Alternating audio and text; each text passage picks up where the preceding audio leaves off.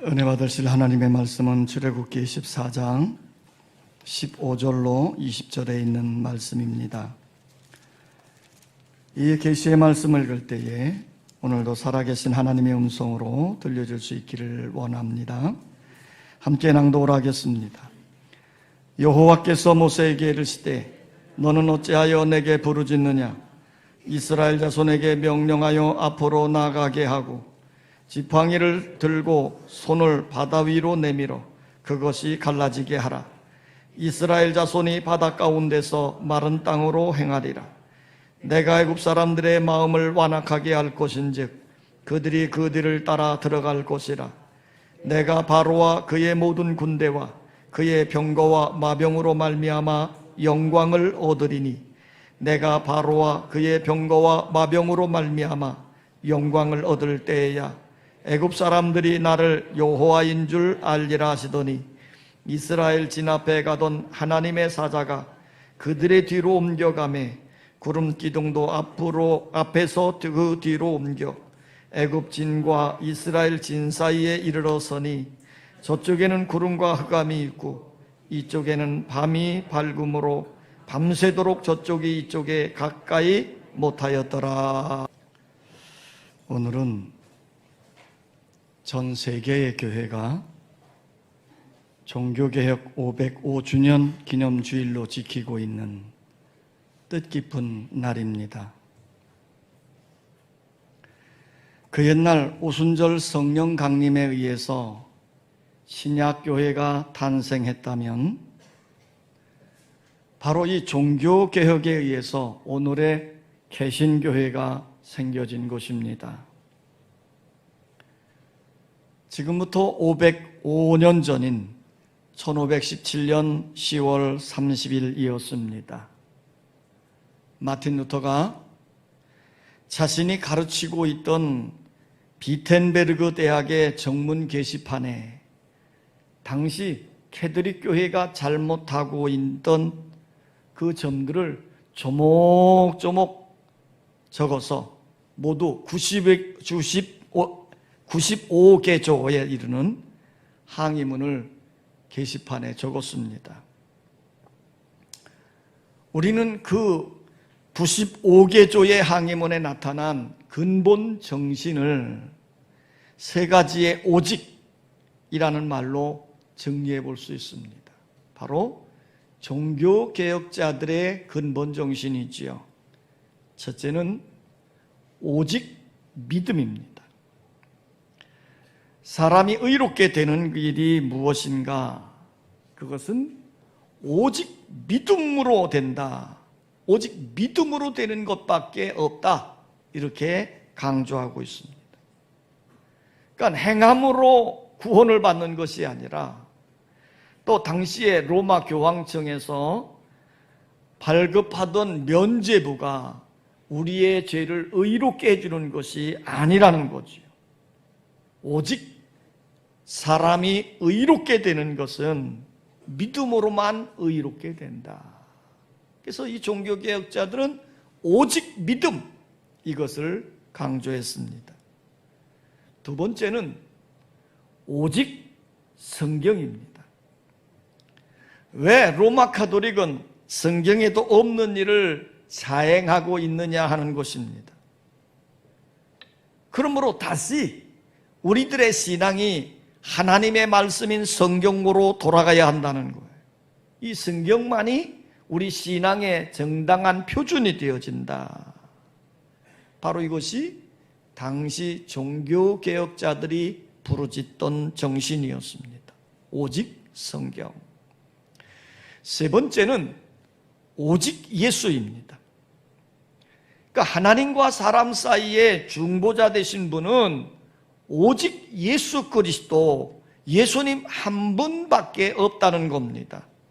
그러면서 그 당시에 로마의 교황이 예수님의 앉을 자리에 앉아 있었던 겁니다.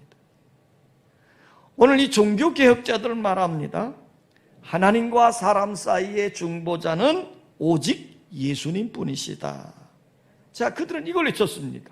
오직 믿음, 오직 성경, 오직 예수입니다. 자, 우리가 이곳으로 돌아가자는 거예요.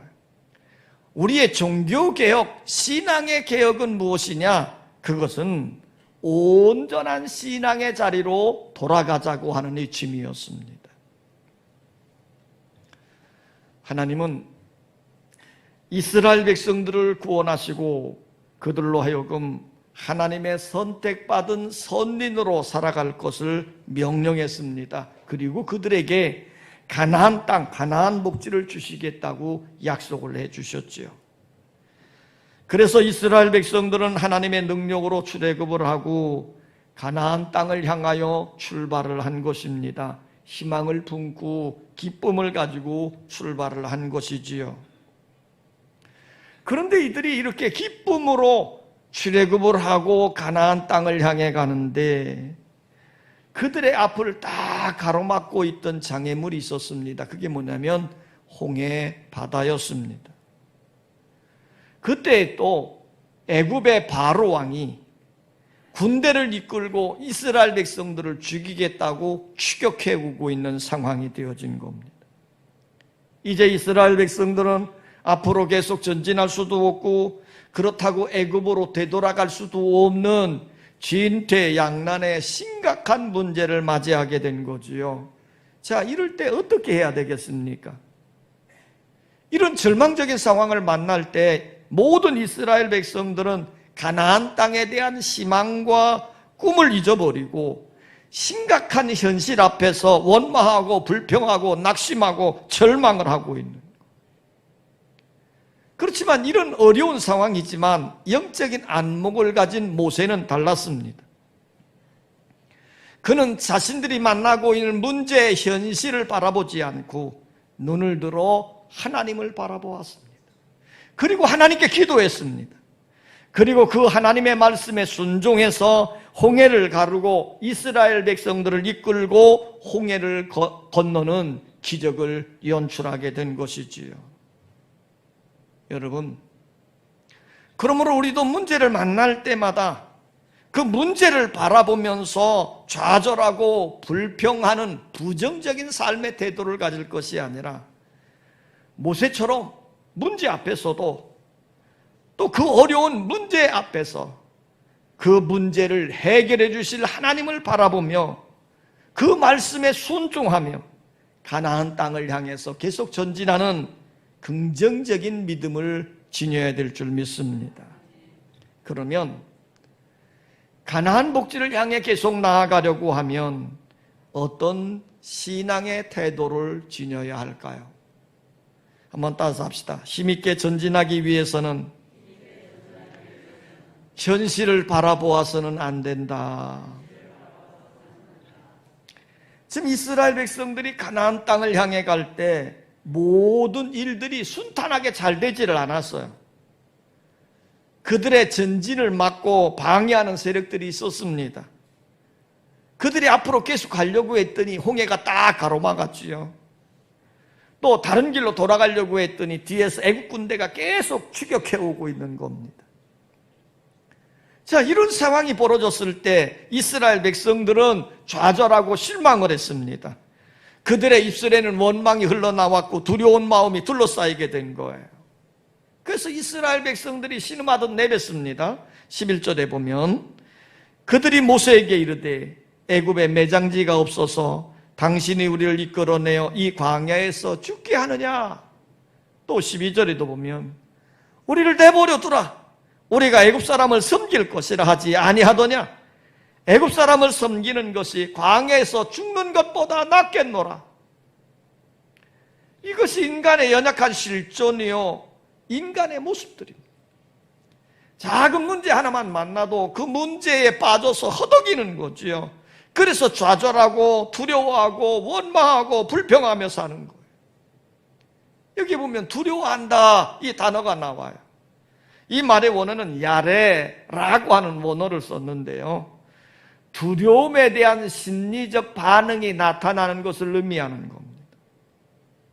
그러니까 이들이 문제를 만날 때마다 패배의식으로 절망감으로 좌절감으로 불안감으로 완전히 얽매여졌음을 의미해 주는 거예요. 심리학자들은 사람들의 마음에 두려운 마음이 참 많이 있는데 그 두려운 마음의 종류도 75가지나 된다고 그래요. 그런데 이 두려운 마음에 우리에게 엄습해 있으면 그 두려운 마음이 온갖 질병을 발생케 하는 근원이 된다는 겁니다. 그러니까 두려워하는 마음을 갖지 말아야 되겠죠. 자, 여러분들이 시골 동네를 지나가게 되어지면 개들이 짖어댑니다. 근데 어떤 사람이 지나갈 때는 유독 더 많이 짖어대고 또 어떤 사람이 지나갈 땐 별로 안 짖는 경우들을 보게 돼요. 왜 그러냐 하면 우리 사람들의 마음에는요, 그 여러 가지 문제로 인해서 두려워하는 마음들을 갖게 되는데 그 두려운 마음이 들 때에 그 마음의 진동으로 일어나는 파장이 있다는 거예요. 그 마음의 진동이 일어나는데 그 진동이 그 파장으로 연결이 되어져서 떨어져 있는 개에게까지 전달이 된다는 겁니다. 그래서 두려워하는 마음을 지니고 있는 사람이 지나가게 되어지면요, 더 심하게 개가 짖어댄다는 거예요. 우리가 개를 무서워하는 마음을 품고 있으면 그 개가 그를 우습게 여겨서 더 짖어대고 달려든다는 거죠. 여러분, 우리들에게 이 두려운 마음이 생겨지면 우리들의 모든 생각 자체가 부정적으로 바뀌어집니다. 부정적으로 바뀌어지면 당연히 우리 입술에 나오는 게 뭐겠습니까? 부정적인 말이지요. 자, 부정적인 말이 계속 되어지다 보면요, 우리가 어떤 꿈과 희망을 가지고 나가는 길을 막아버려요. 그러니까 우리가 앞을 향해 전진해 가는 길을 막아버리게 된다는 거죠. 자, 그러므로 오늘 우리는 믿음으로 살아갈 때에 우리에게 여러 가지 인생의 문제들이 만나지게 되는데 그 문제를 목도하고 문제만 바라보아서는 안 된다는 겁니다. 오늘 우리는 그 문제 너머에서 역사할 수 있는 하나님의 손길을 바라보고 하나님이 우리에게 언약으로 주신 약속, 비전, 목표를 바라보며 나가는 여러분 되시기를 원합니다. 이스라엘 백성들이 가나안 땅을 앞에 두고 12명의 정탐꾼을 가나안 땅에 들여보냈습니다. 자, 이 12명의 정탐꾼이 가나안 땅을 40일 동안 돌아보고 와서 보고를 하는데요, 현실적인 상황만 바라보았던 10명의 정탐꾼들은 어떤 보고를 했습니까? 부정적인 보고를 했습니다. 그들은 이렇게 보고하죠. 그들은 우리보다 강합니다.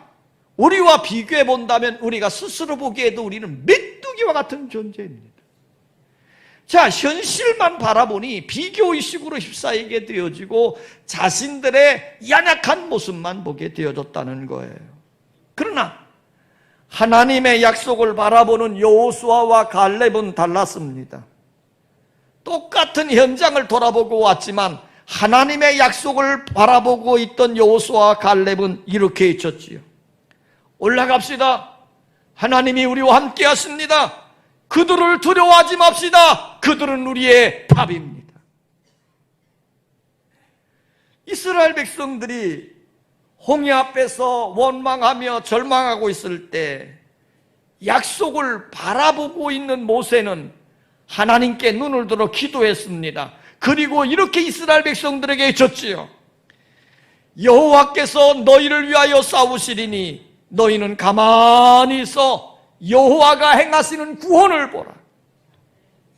모세는 하나님의 능력으로 홍해를 가르고 이스라엘 백성들을 인도해내는 놀라운 역사를 이루었습니다. 이제 우리는 현실적인 문제만 바라보고 절망하지 마시고 하나님의 약속의 말씀을 붙들고 힘있게 전진해가는 성도의 삶이 되시기를 원합니다. 따라서 합시다. 힘있게 전진하기 위해서는 하나님의 능력을 의지해야 한다. 인간의 위기는 곧 하나님의 능력을 경험하는 기회입니다. 이스라엘 백성들이 사방으로 막혔을 때 그들은 정말 답답했을 거예요. 그래서 그들은 원망하고 불평했습니다. 두려워하고 좌절했습니다.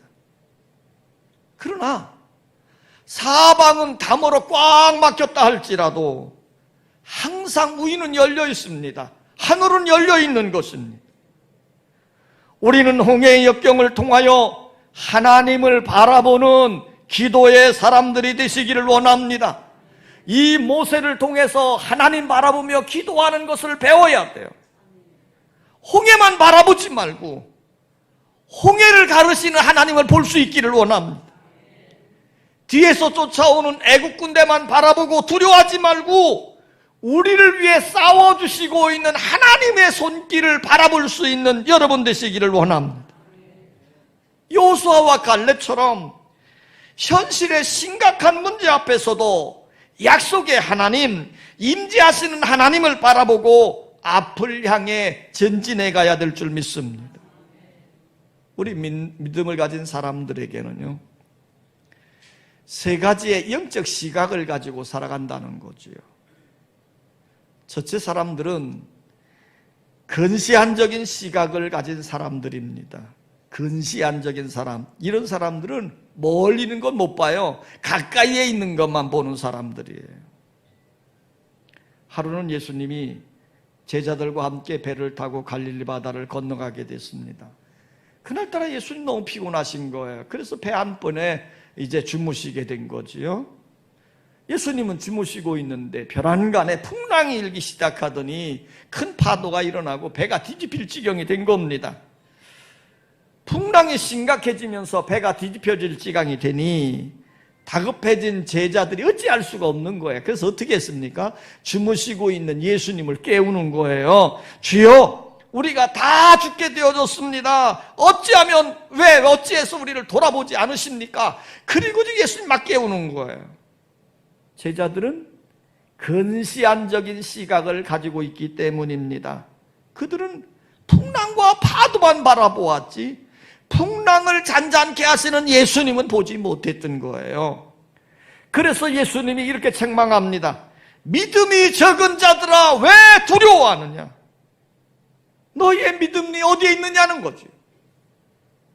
이런 근시안적인, 가까이 있는 현실만 보는 시각을 가진 자들이 있어요. 두 번째 사람들은요, 원시한적인 시각을 가진 사람들이에요. 이거는 근시안적인 사람과는 또 반대죠. 이들은 멀리 있는 건 잘 봐요. 그러나 가까이 있는 것은 볼 줄 모르는 사람이에요. 나사로가 죽었습니다. 나사로의 누이 마르다가 예수님에게 원망스러운 말을 하는 겁니다. 선생님이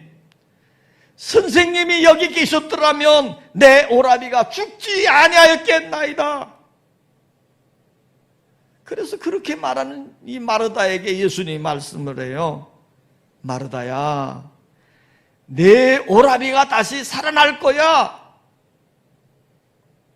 그런데 이 마르다는 원시한적인 시각을 가졌습니다. 그래서 예수님에게 이렇게 대답을 하는 거예요. 물론 마지막 날 부활 때에는 내 오라비가 다시 살 것을 내가 믿나이다. 그때 우리 예수님이 그 마르다에게 다시금 말씀으로 깨우쳐 주잖아요. 나는 부활이요 생명이니 나를 믿는 자는 죽어도 살겠고 무릇 살아서 나를 믿는 자는 영원히 죽지 아니하리니 이것을 내가 믿느냐?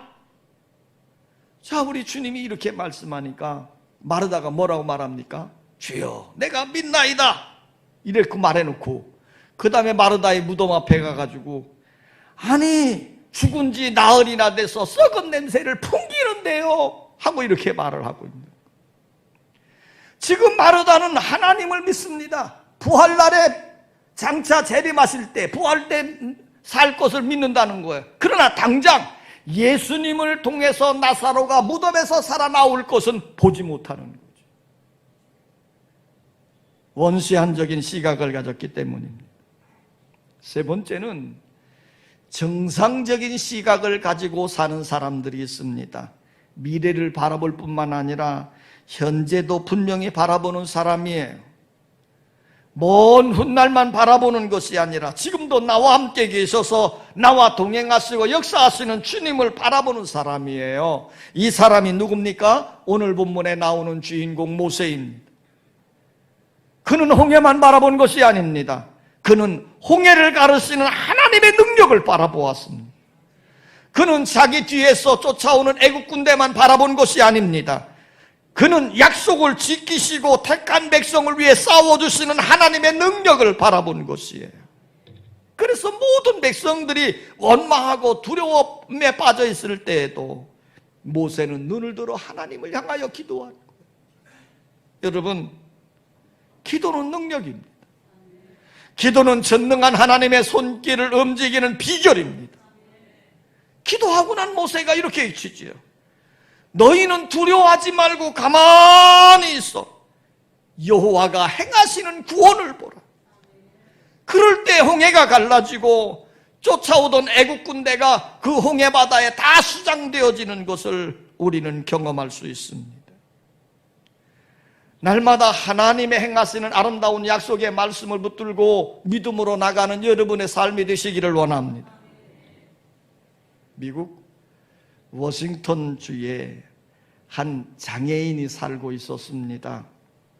그는 초등학교 다닐 때 불행하게 교통사고를 당해서 두 팔을 잃고 또 오른쪽 다리가 무릎까지 절단되어져서 의족을 해야 되는 이런 불행을 겪게 됐습니다. 자, 이 교통사고를 당한 후에 이는 하루하루가 저주스러운 삶이었지요. 낭망하며 좌절하며 불행하게 살고 있었습니다. 그럴 때 어느 날 우연히 라디오를 틀었는데 그 라디오에서 좋은 노래가 흘러나오는 거예요. 그 노래를 들었습니다. 근데 그 노래가 끝나고 난 뒤에 설교가 나오는데 설교 제목이 뭐냐면 할 수 있다 하나님이라는 설교였습니다. 이 장애인이 이 설교를 들으면서 은혜를 받았어요. 그리고 하나님을 만났어요. 그래서 할 수 있다는 하나님을 만나고 그 인생이 달라지기를 시작한 겁니다. 그래서 이가 하나님 만나고 은혜를 받고 난 다음에 이 장애인이 한 일이 뭐냐면 한쪽을 의족을 낀 이 장애인이 달리기 운동을 시작을 했습니다. 이게 말이 되는 얘기입니까? 이 달리기를 시작했는데 그리고 난 뒤에 1996년 애틀란타 장애인 올림픽에서 육상 부문 100m에서 11초 36으로 세계 신기록을 수립하게 된 겁니다. 놀라운 일을 이룬 거지. 그래서 신문기자가 이 장애인을 만나서 질문을 합니다. 어떻게 인간의 한계에 도달할 수 있었습니까? 이렇게 질문을 하자 이분이 이렇게 대답을 했습니다. 할 수 있다는 전능한 하나님이 내게 힘을 주었기 때문입니다. 엄청난 시련 속에서, 엄청난 불행한 삶 속에서 할 수 있다고 하는 하나님을 만남으로 그는 새로운 인생을 살아가게 되어졌고 역경을 이겨갈 수 있는 하나님의 능력을, 하나님의 힘을 얻게 된 것입니다. 성도 여러분, 나와 함께 하시며 오늘도 우리의 부르짖음에 응답해 주시는 하나님, 할 수 있다는 하나님의 능력을 주시는 그 하나님을 바라보면서 여러분의 주어진 삶에 능력 있는 삶으로 승리해 갈 수 있기를 원합니다. 따라서 합시다. 힘있게 전진하는 사람은 하나님의 인도하심을 받아야 한다. 하나님은 하나님의 백성들을 인도해 주시는 분이십니다. 이스라엘 백성들이 광야길을 걸어갈 때 불기둥과 구름기둥으로 인도해 주셨습니다. 그래서 그 하나님의 인도하심은 반드시 축복의 길, 영생의 길, 승리의 길로 확실하게 인도해 주시는 것이에요. 빌리 그레엄 목사님이 목회를 처음 시작할 때입니다. 얼마 되지 않았을 때 있었던 일이에요. 편지 하나를 붙이기 위해서 이제 우체국을 가야 되는데 그 마을에 온 지 얼마 안 되니까 우체국이 어딘지 잘 몰랐던 거예요. 나와서 지나가는 소년을 붙들고 얘야 우체국이 어디 있니? 그러니까 이 소년이 친절하게 이렇게 가르쳐 주었어요. 그래서 빌리그레 목사님이 그 소년에게 고맙다 이렇게 인사를 하고 난 다음에, 얘야, 오늘 밤 저기에 있는 교회에 오거라. 내가 천국 가는 길을 너에게 가르쳐주마. 그리고 말을 했어. 그랬더니 그 소년이 하는 말이, 싫어요? 나는 안 갈 거예요. 아저씨는 우체국 가는 길도 모르면서 어떻게 천국 가는 길을 나에게 가르쳐 준대요? 그리고는 그냥 가버렸다는 거예요. 사람의 인도는 불완전하고 연약하고 미약할 수 있습니다. 그러나 하나님의 인도하심은 완전하고 확실한 것이에요. 오늘도 하나님은 우리를 인도해 주십니다. 우리가 하나님의 인도하심을 받을 때 우리는 계속 가나안을 향해 전진해 갈 수 있는 것입니다. 이스라엘 백성들이 광야길에서 그 갈 바를 알지 못하는 미지의 세계에서 구름기둥과 불기둥을 따라갔더니 그들은 가나안까지 안전하게 갈 수 있는 길로 나아갈 수 있었던 것이에요. 하나님의 인도하심에는 분명한 특징이 있습니다. 첫째는 끝까지 인도하신다는 거예요. 시작해서 끝까지, 출발해서 마지막까지, 종점까지 인도해 주십니다. 중간에 그만두는 일이 없어요. 그러므로 우리 성도들이 하나님의 약속의 말씀을 붙들고 비전을 품고 나아가게 되어지면 하나님의 인도하심으로 반드시 가나안까지 이르는 은혜가 생겨질 줄 믿습니다. 그리고 이 하나님의 인도하심의 특징은 뭐냐면 확실하고 안전하게 인도하신다는 겁니다. 하나님은 목적지에 확실하게 가도록 도와주시고 보호하시고 함께 하시며 인도해 주시는 거예요. 그러므로 우리가 가나안을 향해 나아가려고 한다면 분명히 주님을 바라보고 주님을 의지하고 주님의 인도하심을 따라가야 되는 줄 믿습니다.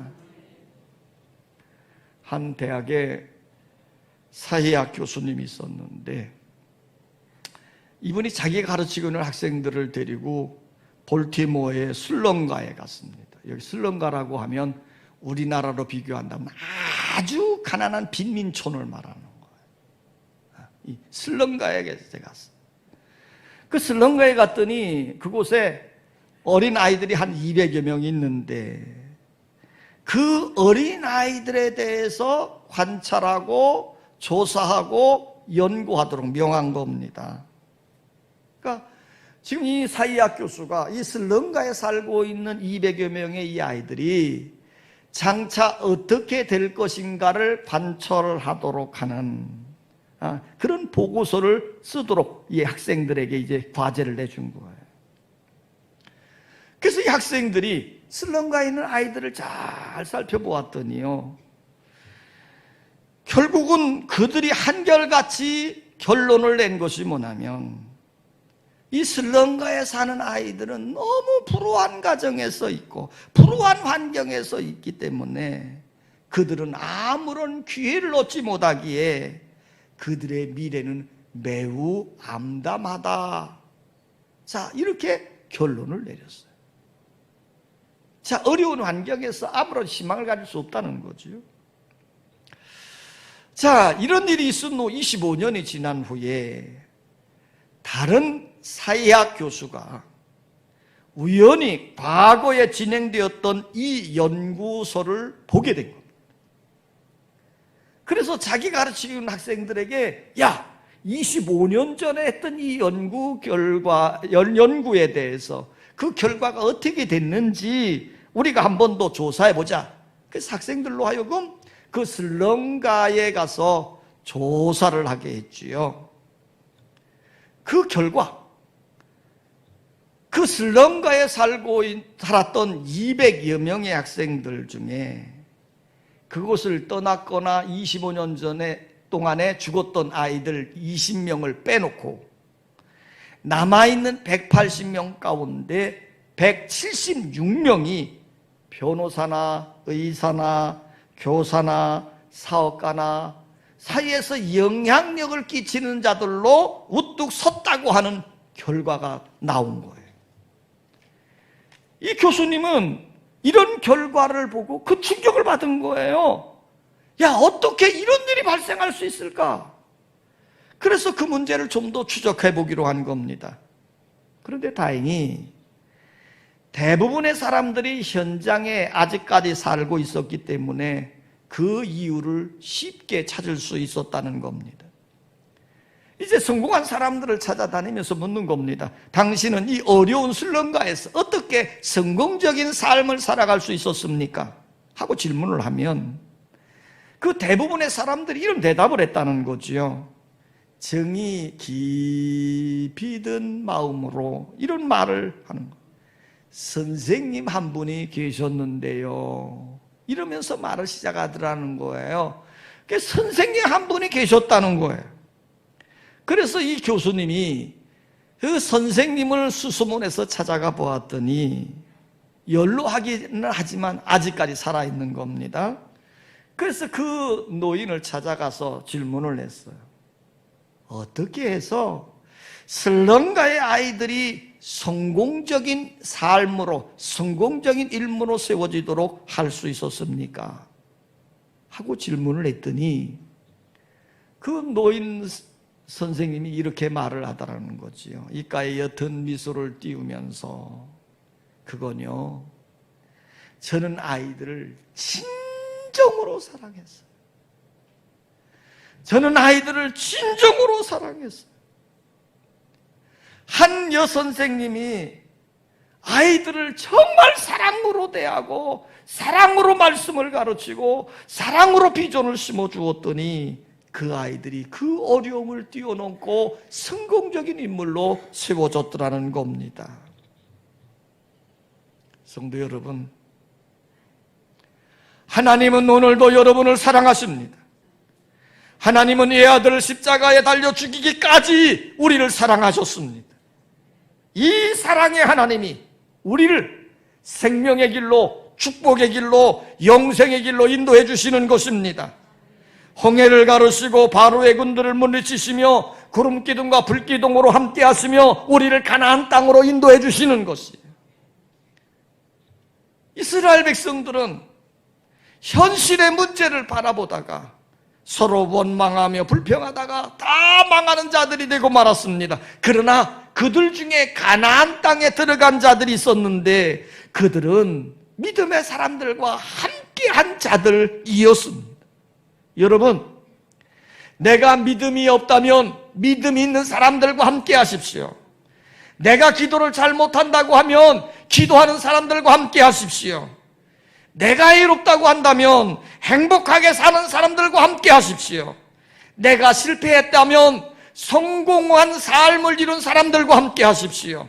내가 문제가 있다면 문제 해결함을 받은 사람들과 함께 하십시오. 그러면 우리도 문제에서 벗어나 하나님의 축복의 길, 행복의 길로 나아갈 수 있기 때문입니다. 이 시간 눈을 들어 하나님 바라보세요. 문제를 해결해 주시는 하나님을 바라보세요. 기도를 들어 응답해 주시는 하나님을 바라보세요. 홍해를 가르시고 인도하시는 하나님을 바라보세요. 애국 군대를 수장시키시고 끝까지 지키시며 인도하시는 하나님 바라보세요. 그럴 때 하나님의 전능한 능력이 함께하사 여러분을 붙들어 주시고 영생의 땅, 축복의 땅으로 인도하실 줄 믿습니다.